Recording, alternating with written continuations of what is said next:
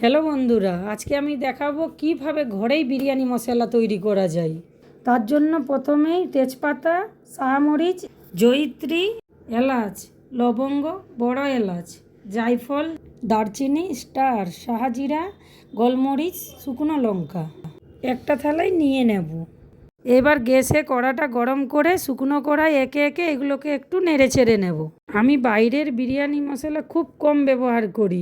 আমি বিরিয়ানি তৈরিতে বাড়ির তৈরি বিরিয়ানি মশলাটা ইউজ করি।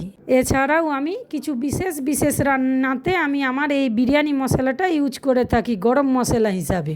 এখানে আপনারা ধনে এবং জিরেও অ্যাড করতে পারেন, যেহেতু আমার আলাদা করে একটু ওটা কড়াই থাকে, যার জন্য আমি আর দিই না।